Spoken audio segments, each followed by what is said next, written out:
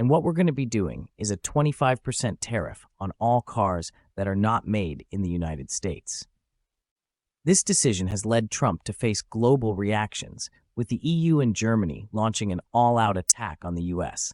The decision to impose a 25% tariff on cars imported from Germany could increase the price of these vehicles by $5,000 to $7,000 each, a significant amount for US consumers. By 2024, the US imports nearly 3 million cars from Germany annually, with a total export value of $35 billion in cars from Germany to the US. German car brands such as BMW, Audi, and Mercedes-Benz will face the biggest direct impact from this tariff policy, forcing them to reconsider their pricing strategies and production in the US market. German automakers will face a major challenge in maintaining their market share in the US, as consumers may look for alternative options from other brands. Furthermore, the price increase on cars could lead US consumers to pay higher prices for these vehicles, reducing their purchasing power. Immediately after the announcement of this tariff decision, German Chancellor Olaf Scholz strongly criticized President Trump's move. This warning not only reflects Germany's strong opposition, but also signals that this trade war could have far-reaching effects on industries worldwide. Germany views this tariff as not just an economic confrontation, but also an assault on the long-standing trade values between nations. German car brands such as BMW, Audi, and Mercedes-Benz are key players in the US economy, and the imposition of this tariff could drive both economies into a crisis. But if it is necessary, we have a strong plan to retaliate, and we will use it. Tariffs could be imposed on key US products, such as agriculture, technology, and digital services. The EU is considering tariffs of up to 30% on US agricultural products like soybeans, beef, and corn, with a total export value of around $12 billion each year. Not stopping there, US tech giants like Amazon, Apple, and Google may face tariffs of up to 20%. This shows that the EU is not just reacting to the car tariff policy, but is preparing for a comprehensive trade war, and it will not be easy for the US to avoid the impact of these measures. Trump's decision to impose this tariff not only has a severe impact on trade relations between the US and Germany, but it also provoked strong reactions from other countries like Canada, Japan, and South Korea. Canada, a close ally of the US, has voiced its criticism of this decision and declared it will implement retaliatory measures against US goods worth about $7 billion. Additionally, countries like Japan and South Korea are concerned that this tariff policy will affect their automotive and technology industries. As Japanese and South Korean companies also export cars to the US, this tariff could trigger a global backlash, forcing the US to face consequences from all its partner nations.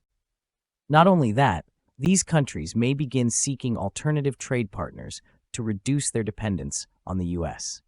This could lead Trump into a situation of gradual isolation, not only in trade relations, but also on the international political stage. While Trump may feel proud of his tariff policies, they are causing cracks within the US. Voters in key states like Florida and Wisconsin are beginning to doubt the effectiveness of Trump's decisions, creating a backlash within the Republican Party. Florida and Wisconsin, once considered Trump's and the Republican Party's home turf, are now seeing Democratic candidates making significant gains, forcing Trump into a political panic. Can he maintain support in his home turf, or will he face a shift in strategy to win over voters, especially as support from traditional voters continues to fade? Is the world leaving America? Germany, Canada, Mexico strike back in trade war. In March 2025, the U.S. slapped tariffs on a series of strategic partners. Germany got furious, Canada called it a direct attack, and the rest of the world started looking for a way out from Washington's shadow. U.S. strikes first: protection or provocation? On March 4, 2025, the Trump administration suddenly imposed a 25% tariff on imported vehicles and auto parts, citing the need to protect domestic manufacturing. It sounded patriotic, but the Wall Street Journal estimated car prices in the U.S. could rise by 10 to 15%. There was no long-term plan, no phased rollout, just a sudden decision, and the market reacted immediately. While American consumers were still trying to understand what had just happened, Germany and Canada responded as if they'd been kicked off the dinner table. Germany's outrage, Trump is creating losers. Right after the tariff announcement, Chancellor Olaf Scholz spoke out. This policy is wrong and will create nothing but losers. With 30% of its exported vehicles going to the U.S., German automakers like Volkswagen, BMW, and Mercedes weren't worried about America growing stronger. They were worried the global supply chain might break with just one signature. Germany's Industrial Association, VDA, warned that thousands of jobs could vanish if the conflict dragged on. And then Germany delivered a clear message: nobody wins in a trade war. Canada, from partner to target for annexation. In February 2025, the U.S. increased tariffs by 25% on all Canadian goods except oil and gas. But what shocked the world was Trump's suggestion that Canada could avoid the tariffs. I think they have to become the 51st state. I think we're going to have to keep it for the 51st state. I call him Governor Trudeau. I think it's actually cost him his election. I think Canada Prime Minister Justin Trudeau reacted harshly, accusing the U.S. of trying to interfere with Canada's sovereignty and natural resources. New PM Mark Carney called it a direct attack. From then on, Canada stopped responding with words. They acted, boycotting American goods, pushing cultural independence, and riding a wave of modern nationalism not seen in decades. The EU didn't just speak up, it acted. Olaf Scholz firmly declared Canada was named the official partner of Hanover Industrial Fair 2025, the largest trade event in Europe. At the same time, the CETA agreement between the EU and Canada was revived, paving the way for a trade alliance without the U.S. Mexico, quiet but sharp. Unlike Canada, Mexico stayed silent. They waited. After the U.S. slapped a 25% tariff in March 2025, President Claudia Steinbaum issued a carefully worded response. We will respond selectively at the right time. She called America's justification defamatory, baseless. With a trade volume of $800 billion USD per year, Mexico didn't want to pour gasoline on the fire. But make no mistake, when needed, they hit back. If you keep shouting America is number one while the world quietly walks away, the real question isn't who's standing with you. It's, is anyone still listening at all? Cybertruck faces global meltdown. Too futuristic or too dangerous? In just a few months, nearly 7,000 Cybertrucks have been recalled. A wave of rejection is sweeping across nations, turning away a vehicle once hailed as the symbol of the future. Why the harsh backlash? Keep watching if you don't want to miss what's unfolding behind that stainless steel armor. The crisis begins at home. The United States, right in its home market, Tesla was forced to recall nearly every Cybertruck delivered. The reason? Stainless steel trim panels attached only with adhesive instead of bolts can fly off while driving. At an acceleration of 0 to 60 mph in just 2.6 seconds, a loose panel becomes a high-speed projectile. The issue isn't just technical, it's a choice. Simplify production or guarantee safety? Tesla went with glue. The result? A massive recall. The United Kingdom, when law clashes with design. In January 2025, a Cybertruck was impounded on the street by Greater Manchester Police. Why? Lack of a certificate of conformity. UK law requires all vehicle edges to be rounded to at least 3.2 millimeters to reduce pedestrian injury risk. But the Cybertruck, with its sharp, razor-like exterior, is unacceptable in densely populated urban areas. And then there's the sheer size, over 2.2 meters wide and nearly 3.2 tons in weight. Drivers must hold a Category C1 license, the same as for small trucks. So here's the question President spoke about. Is a futuristic vehicle being suffocated by outdated regulations, or is its design simply too extreme for urban life? Ireland, no space for giants. In Ireland, the Cybertruck faced obstacles the moment it hit the road. The country is filled with narrow, winding streets, making it feel like you're forcing a shipping container into a bike lane. And it gets trickier. Under Irish law, a standard Category B license only allows drivers to operate vehicles up to 3.5 tons. The Cybertruck flirts dangerously close to that limit. Add cargo, equipment, or even a full Irish breakfast, and you could find yourself over the legal threshold. Worse still, concerns over stuck accelerator pedals, which triggered a recall in 2024, raise further doubts. So is the Cybertruck really built for complex European road systems? Australia, rejected for being too safe. In Australia, the Cybertruck was denied approval from the start. It sounds ironic, but the problem is that it's too rigid. Its ultra-tough steel exoskeleton doesn't absorb impact energy during a crash. Instead of crumpling, it transfers the full force back to whatever it hits.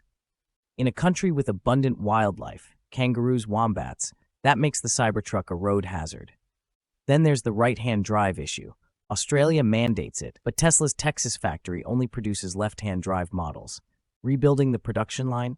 Too expensive. And in the outback, where Tesla envisions adventure, the charging infrastructure is almost non-existent. Run out of battery in the middle of nowhere? Congratulations, you now own the world's most expensive metal tent. China, not banned, but virtually unviable. Cybertruck isn't officially banned in China, but the odds of seeing one on the road close to zero. Its sharp, angular design violates strict pedestrian safety rules. Either way, Cybertruck has never launched in the world's largest EV market. Keep watching if you don't want to miss the unprecedented clash between bold design and global regulations. Trump inflates the economy. UAE will invest $1.4 trillion into the US. Is this the truth? Recently, Trump boasted that the UAE will commit a staggering $1.4 trillion in investments into the US over the next 10 years. It sounds impressive, but is this figure realistic? Let's break it down. The GDP of the UAE is around $514 billion annually. This means the UAE would have to invest nearly 3 times its entire economy into the US over 10 years. So the question is, can we rely on such promises without any specific contracts in place? Is Trump inflating this number to grab attention, or is it just another media stunt to maintain public support? Trump economics, the magic steps. This isn't the first time Trump has made such claims. You've probably heard of Trump economics, a financial theory that doesn't require verification or logic, just a big number to grab attention. Here are the 3 magic steps of Trump economics. 1. Inflate the numbers. Billions, trillions, millions of jobs, all without needing verification. The bigger the number, the better, as long as it leaves a strong impression. 2. Choose an oil-rich country to boost credibility. UAE is one of the wealthiest countries due to its oil reserves, so when it comes to investments from the UAE, people are more likely to believe it. 3. Post it on Truth Social and wait for Fox News to repeat it, a simple but effective way to amplify the message and make people believe it's the truth. In reality, these decisions not only affect the economy, but also cause Americans to face increasingly difficult challenges, such as unemployment, high living costs, and financial instability. The truth behind the numbers. So what is the truth? While Trump continues to make grand statements, the market is responding differently. The financial markets are increasingly turning their backs on the U.S. due to Trump's unstable trade policies. Allies are beginning to seek ways to trade using other currencies, avoiding dependence on the USD. Trump himself has inadvertently driven this shift, as countries look to reduce reliance on the U.S. economy. International investors are also becoming more cautious about Trump's impulsive decisions. Moves like abolishing the Department of Education or appointing Elon Musk to the cabinet have raised concerns among investors about the stability of the U.S. economy. These actions not only create uncertainty for investors, but also decrease confidence in the ability to maintain a sustainable business environment in the U.S. Fairy tales and reality. Are all these claims just fairy tales that Trump is spinning to please the crowd?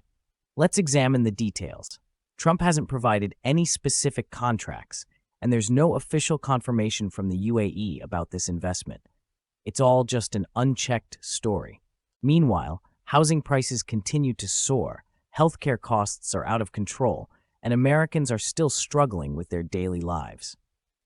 Instead of addressing these real issues, Trump is busy with promotions of Trump hats, even supporting them with Bitcoin. Is he trying to distract attention from the urgent problems facing the people? What does the future hold for the U.S. economy? Are all these claims about huge investments just a strategy to keep supporters engaged? Or are they simply media stunts? Will these virtual numbers truly lead to positive change, or are they just a way to calm the voters in the short term? Will the U.S. economy grow sustainably under these circumstances? Or will we continue to face unpredictable volatility in the future? If there are no real actions and clear strategies, these promises could just be another shock for an already tumultuous economy. So, as Trump continues to announce these grand plans, will the American people actually see any real benefits from these claims in practice? Europe is ready to assume its responsibilities. Rearm Europe. Europe could mobilize close to $800 billion of defense expenditures for a safe and resilient Europe. The EU has just announced an €800 billion program for Readiness 2030, marking a turning point where allies are turning away from U.S. weapons under Trump's leadership.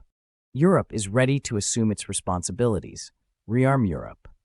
Europe could mobilize close to $800 billion of defense expenditures for a safe and resilient Europe.